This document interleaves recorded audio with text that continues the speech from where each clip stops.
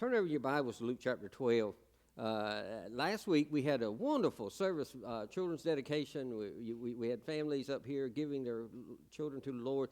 And I know last week was our week leading up to Thanksgiving. We look around. Another thing I want to do is just thank those who came in this week and decorated for Christmas. Boy, it's just amazing the way things are just moving right through, aren't they? And before we know it, it's going to be another new year's going to come on us, and life's changing, and I've got another year older, and Amy says, guess what's going to happen next year? And I said, what? She says, you're going to be 50. And it's just a big thing for her, you know. She's like, you're going to be 50. I'm like, really? Is that? And so what is that? Why do you keep throwing that in my face? You know, what is the big deal? She thinks it's hilarious, you know. But one day, you know, she's going to keep up. She'll catch up with me. She'll catch up. We went and had family photos, done a couple of weeks ago, and we were sitting out there and had pictures taken, and I began to see my age.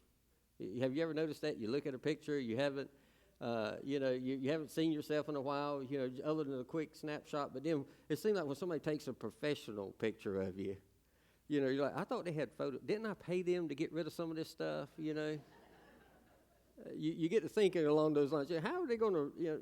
But you begin to see your age. I was propped up getting a picture taken. He said, do like Trey did. Well, you know, I'm not. Trey's 17 going on it. He's 16, be 17 in February. And I'm nearly 50. You know, there's a big difference. He says, just get her to do like Trey did and prop up over here on this. And so and the whole time he's taking family, oh, these are great. This is wonderful. G. Oh, beautiful. I don't have to do it. Oh, you just would be surprised at how good these look from my side. And Trey's getting his picture took, and great. Oh, handsome, wonderful. And he gets me over there, and he starts looking, and it looks like he got a piece of sour candy in his mouth. And he's taking pictures, and he's like, he's adjusting stuff, and you know, and I'm like, is something wrong? And he says, go to the other side. The sun's shining over here. The sun's come out. And so I'm like, well, what's that got to do with anything? And so I go to the other side. Oh, that's much better. He put me in the shade, y'all, to get my picture took. You know, and I'm like, life changes, doesn't it? But I've told you before, I'm in the best stage of my life. I'm happy where God is. My life couldn't be any better than it is right now. And I look forward to grow. And now I get my aches, my pains. I know they're going to come, even get worse. I stepped up here this morning, and I was thinking about, I said, well, I'm going to just step right up there. And I realized that wasn't a normal step. And I was there, and it was either I had two choices. I could back up and come down and step right there or gut it out. And I was like, I gutted it out. But I think from now on, I'm going to come up and hit the step. You know, it's amazing the way things are. I mean, you know, and we just come through Thanksgiving, and I can sit here and complain about things, or I can say, you know, I'm thankful for where I am and in the life that God's given me and how I have come about to where I am. I never would have thought I would be where I am in life, and the way that God has blessed me with a wonderful family and a wonderful church family, an opportunity to preach every week. And I just love it. But I know a lot of people, we fret over those little things that I just got to talking about just a while ago. Our vanity gets the best of us, or we worry about how we don't feel well, or whatever the case may be. And we just worry over so many different things. That's what Jesus is going to talk about here in Luke chapter 12 in just a moment.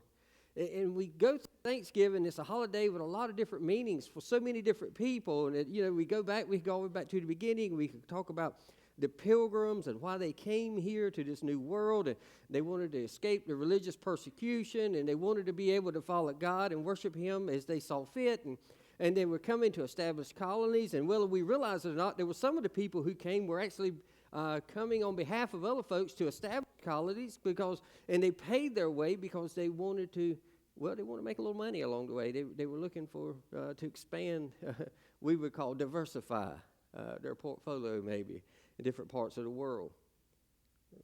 But they did. They were thankful for God. I'm sure they come around the first Thanksgiving meal. We know that they celebrated, and they were thankful for every meal they ate, I would hope, and I'm pretty sure they were, just as we are, or we should be, regardless of how fancy or simple, or regardless of how many different items are on the menu. Goodness, it seems like it can grow, doesn't it? maybe that's the reason the lady had to charge $30 a head to come and eat, because the menu just seems to get larger and larger. And we went to the store a couple of weeks before Thanksgiving, and we said, we need to go to the grocery store. And my wife's gotten pretty good at coupons, and trying to save money where she can and help our family, which I'm thankful for. It's a blessing. And so we run it up, and I'm watching the thing on the thing, and it's going to, $100, $150, $175, it's $200, $212, I think it was, is what we bought. I'm like, there's no way we can go to Cracker Barrel cheaper than this, but there's stuff you needed for the house, but I'm thinking we're ready for Thanksgiving, right? And then she coupons and different things, and well, she got it down to $125. I'm like, that's not too bad. That's not too bad. Well, I think we're ready, and then this week we get ready for Thanksgiving. She said, we got to go to the grocery store. I'm like, what for? She said, we got to get ready for Thanksgiving. I'm like, wait a minute, we just do. And it does get expensive, and we could focus on that side of things, couldn't we? But we realize that it's all been a blessing from the Lord. Now, on the other side, other people could look at the Thanksgiving, and they could look at it that it's just a turkey dinner, and it's going to be a football game on TV, or watch the parades, or there's a big sale going to be happening at my favorite department store, or they're going to eat themselves into oblivion, and they're just going to go into a turkey coma, But I bet there's people out there who have no family to gather with, and people who are just not happy with the family that they are gathering with. Have you ever noticed that? But Jesus gives us this great lesson today on worrying about bread, the things that we may or may not have, and on thankfulness. So here's what he says in Luke chapter 12, verses 22 and 24. Then Jesus said to his disciples, therefore I tell you, do not worry about your life, what you will eat, or about your body, what you will wear. Life is more than food, and the body is more than clothes. Consider the ravens. They do not sow or reap. They have no storeroom or barn, yet God feeds them. And how much more valuable are you than the birds? You and I need to remember that we're going to be valuable in God's sight. When I was mentioning earlier during our offertory thought, it's one thing to say, Mama, I'm coming over to eat. It's quite another thing to say, Mama, what you did for me was valuable. Like Amy's uncle used to give his mother $100 after every Sunday meal. And he could have had a professional chef in his house. I mean, he was well enough off. He could have had somebody paid to do it, but he always went home. He knew how valuable that was to him. Jesus says we're more valuable than the birds. I'm thankful that I'm not a turkey this time of year. Ain't you? I saw on Facebook there was this little meme or whatever it's called. It was a turkey. It said, I'm thankful for vegetarians. Before he said, I'm thankful for vegetarians, And that was a turkey saying that, So, I mean, we all can find something we can be thankful for. But God showers his blessings on us in so many different ways. And the challenge we have is not to turn our backs on the blessing, because we just seem to be living in such prosperity that we just want more. We ate more Thursday than many people have in a month. We had a story that was shared not long ago about a young lady who was going on a missions trip. When she got there, she found out that the little girl, they said they sent them all home to go eat, and they had their little sandwich bag lunches, the missionaries did. And the little girl said, well, y'all can go home. We'll come back later, and we'll get back, and we'll play, and we'll do some more lessons and whatever. And the little girl said, no. I said, I'm not going to go. She said, I'll just stay here because it's not my day to eat. They had to take turns with the children and different things, what days they ate. And you imagine this group of people, they've got sack lunches and all. So she goes back, she tells the rest of the people that were with them in their group, and they all fed the kids with their lunch. Said, we're going to eat again later. We don't need something right now. We don't have to normally worry about, is it my day to eat? But some people live that way. We're among some of the richest people on the planet. And I know there's people that are needy in the country, but even those who are needy because of things that are available to them are probably still better off than the vast majority of the world around it. Our problem is not the lack of food, it's maybe the abundance thereof. Or our problem is not that we don't have anything to eat, it's that we don't have anything that we want to eat. We've got a pantry in our dining room, and it has all our snacks and cereals and stuff like that. And you open it up and you go, oh, let's see, what do I want? And there's chips of different kinds and pretzels, and there's cookies, and there's cereals, and there's fruit snacks, and you name it. We don't have anything. You ever done that? We don't have anything. We come back and sit down because you didn't get nothing. Well, you're hungry? Yeah, but what do you want to eat? Well, I don't know. We ain't got nothing. But we don't have what we want. You understand? We don't have maybe what we have a taste for at that time. So our problem is not the lack of, it's the abundance at times. Our cabinet and refrigerator is probably so full of stuff, and yet we don't want to eat that. We always desire something else. It's not that we don't have clothes to wear. It's we don't have anything we want to wear. You open the closet and say, I don't have anything to wear.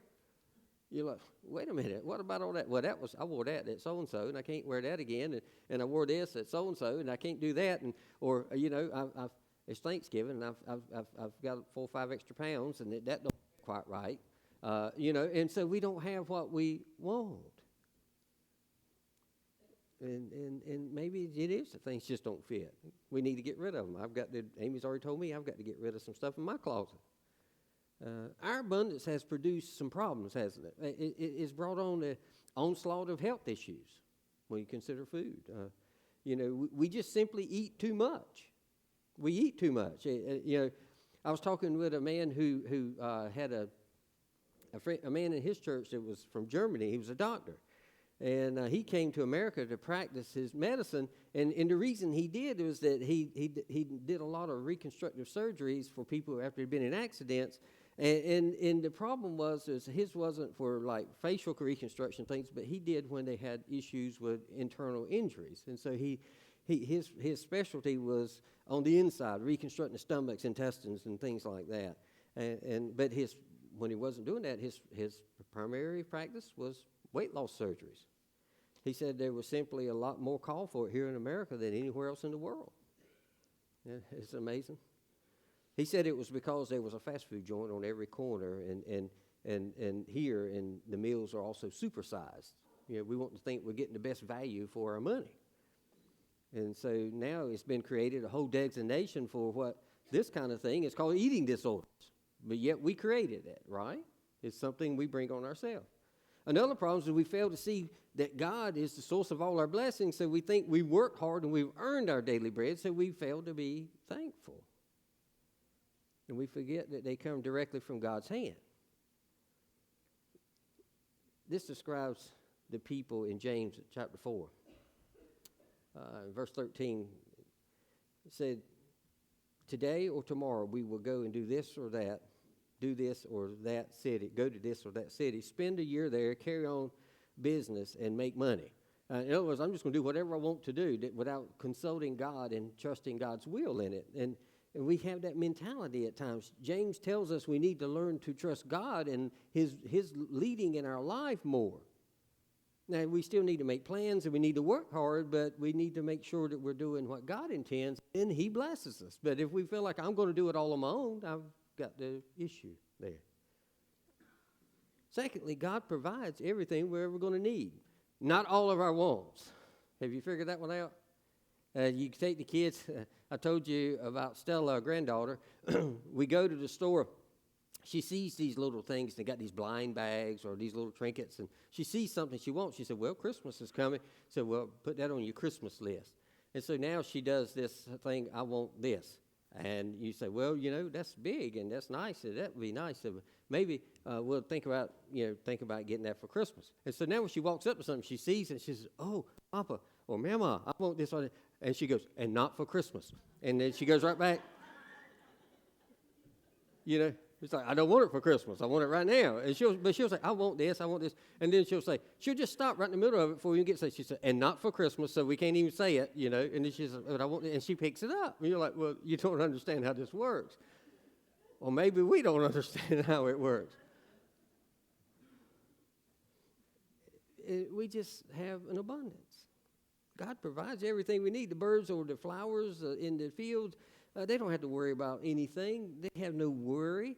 God provided for them. He's going to provide for us. But why do we think we've got to look out for number one? You know, we talk about the day of thankfulness and Thanksgiving, and we talk about Black Friday. Why do they call it Black Friday? Look at the way people treat each other. You know, people knock each other over. Now, a lot of retailers just say, well, we're just going to make it available a week or two ahead of time. Just be done with it.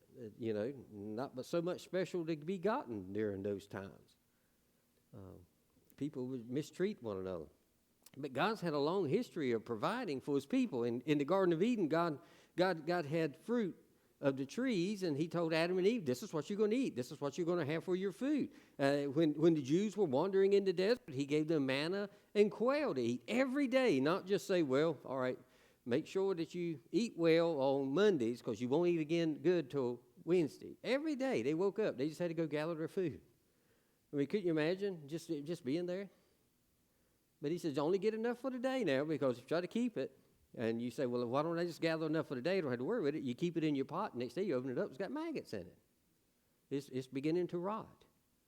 But on the sixth day, you gathered enough for 2 days, and it would miraculously be good for the Sabbath, so they wouldn't work at all on the Sabbath. When Elijah ran away from Ahab, God sent ravens to provide him with food. The birds brought him the food to eat he needed every day. In the Gospels, twice Jesus fed multitudes of people with just a few loaves and fish.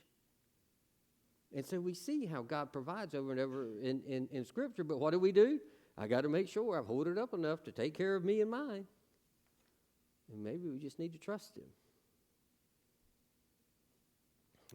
Fulton Osler is an author. He tells about a maid who worked in his house growing up. He's an older gentleman, and he said she had been with their family for many years, and she was there when his mother was born. She had also been there to attend at his birth, and was born in the house.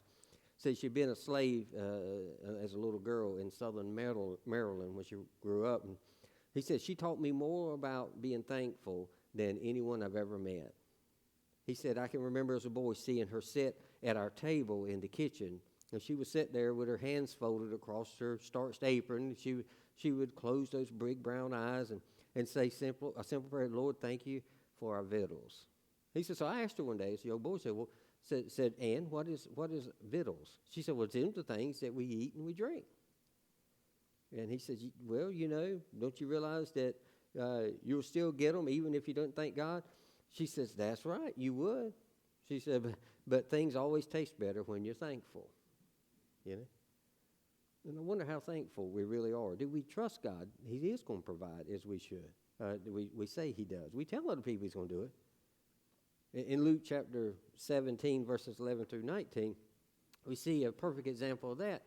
We see 10 lepers came to Jesus asking to be healed. Now, Jesus told them, you need to go back and show yourselves to the priests. On the way back to him, the healing takes place. And so they're healed, and only one of them came back to find Jesus, made even the effort to come back to him and say, I just want to thank you, I've been healed. And I wonder how many times we're not like the other 90%. We just take it for granted that I'm going to be blessed every day. I take my blessings for granted at times. I think maybe you do. I don't think about not having a headache. I think about having one. If I don't have a headache, I'll say, you know what, I don't have a headache. Or I don't rejoice when my car starts. I fuss when it doesn't. Do you? Get in, you just take it for granted. It's going to crank. Then it doesn't. You say, wait a minute, something's wrong. Something's not working as it should.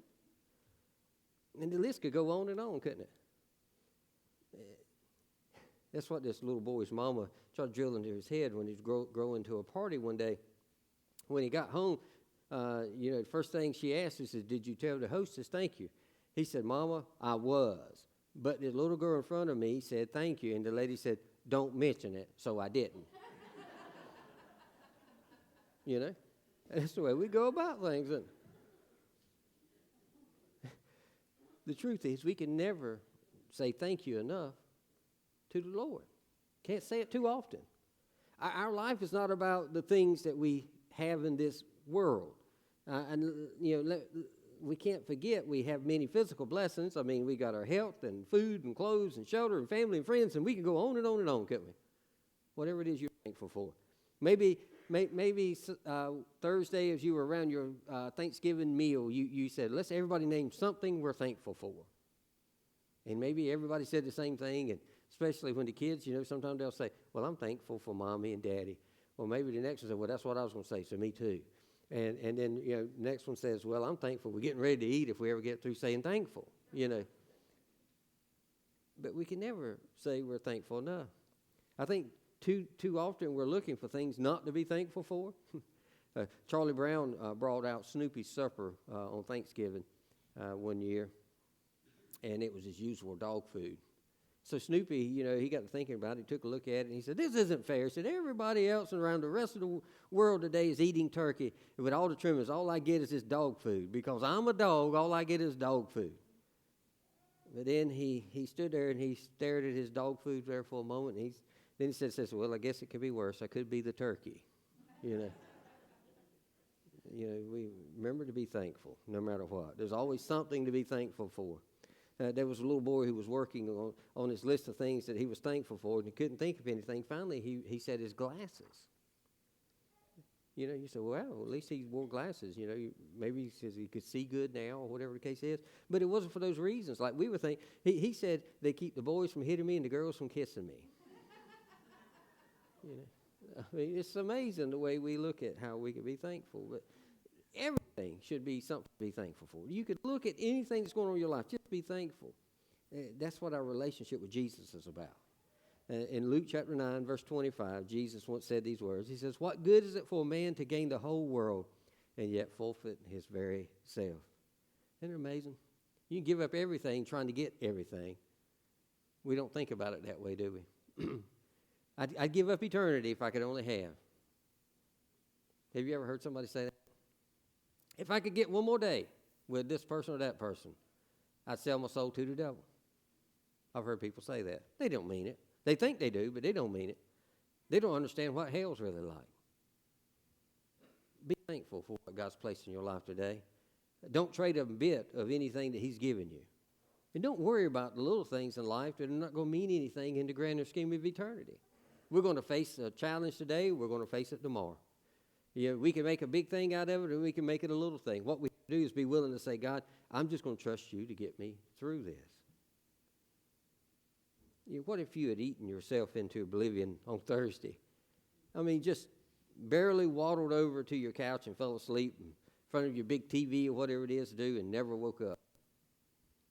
Because you really said I was thankful for what God had given me and what had happened in my life. If it was my final Thanksgiving, it'd be okay. And that's the kind of things I have to think about and say, no matter what, I'm not going to stress over certain things. I'm not going to worry over certain things because I realize that no matter what I'm going to need, God's got it covered. What about you? Do you trust the same thing? Do you trust God that he's got everything you ever need covered? Not everything you want, but everything you'll ever need. We could always desire something that we don't have in our possession, but that's not going to mean anything when we stand before God, because he says all those things will be burned up with fire, with all the other elements. All we can do is trust that one day God's going to take us home. And I'm thankful for a relationship with Jesus. And when we realize that he's all we really need and he provides all we need in this world, we can find satisfaction. It also diminishes what we worry about and stress over on a daily basis. Guess what's coming up? Christmas. Have you got all your Christmas shopping done? Have you already got it all planned out, tree up, all the presents wrapped, put it away, and then all of a sudden somebody pops in, and you say, I forgot about this person, that person, the other person. I didn't know I could afford to do all that. And one day, next year, I'm not going to do all this, and what do? We turn it right around and we do it again. We put the emphasis on what? We put the emphasis on the thing we're going to give away as being the blessing, when we realize that the biggest thing we should be celebrating is what God is doing in our life and why he came into this world to start with. Everybody can't do what everybody else can. Just trust that wherever God's placed you, to be thankful for it and say, God is working it all out. I'm happy with whatever he's going to be doing for me going forward. And if you can trust that, guess what's going to happen? You won't be worrying about a whole lot of things, especially if it's little small things. But if you can't, you're going to stress over a lot of little small things and big things too. So trust him. As we get ready to stand up and sing, God will take care of you, we'll sing verses 1 and 4.